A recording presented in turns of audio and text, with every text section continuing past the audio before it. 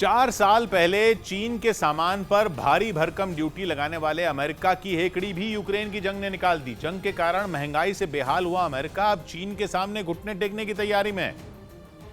और खबर है कि 4 साल पहले जो भारी भरकम ड्यूटी चीन में बने सामान पर लगाई गई थी, वो बहुत जल्द हटने वाली है। उस वक्त अमेरिका के राष्ट्रपति डोनाल्ड ट्रंप थे, जो चीन को सबक सिखाने की जिद लेकर बैठे थे। उनकी शिकायत ये थी कि चीन की कंपनियां अमेरिका की रिसर्च और तकनीक की चोरी करने में लगी हैं। उसके बाद चीन की कंपनियां मिलता जुलता प्रोडक्ट बनाकर अमेरिका के बाजार में सस्ते दाम पर बेच देती हैं।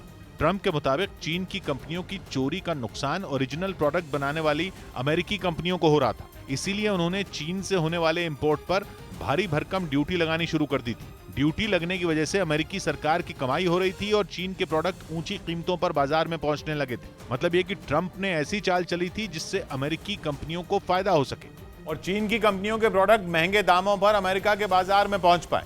लेकिन चीन ने भी अमेरिका को ऐसा ही जवाब दिया था। कुछ दिन तो चीन और अमेरिका के बीच ऐसी जंग छिड़ गई कि पहले अमेरिका ने ड्यूटी बढ़ाई तो अगले दिन चीन ने ड्यूटी बढ़ा दी और कई दिन तक ट्रेड वॉर चलती रही। दोनों देशों के बीच रिश्तों में तनाव बढ़ता चला गया। कारोबारी रिश्तों में दीवार खड़ी हो गई, जो साल दर साल ऊंची होती चली गई।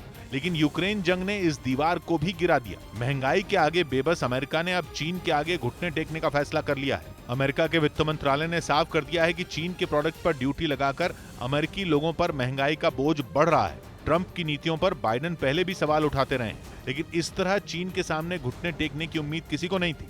जिन नियमों के तहत चीन के सामान पर ड्यूटी लगाई गई थी, वो जुलाई तक के लिए थे। खबर है कि उसके बाद ये नियम आगे नहीं बढ़ाए जाएंगे। इसके पीछे अमेरिका में रिकॉर्ड तोड़ महंगाई को सबसे बड़ी वजह माना जा रहा है। अमेरिका में महंगाई दर 4 दशकों के सबसे ऊंचे स्तर पर है। हालांकि ये हालात तेल और गैस की बेकाबू कीमतों के कारण है, लेकिन उस पर बाइडेन का काबू नहीं है।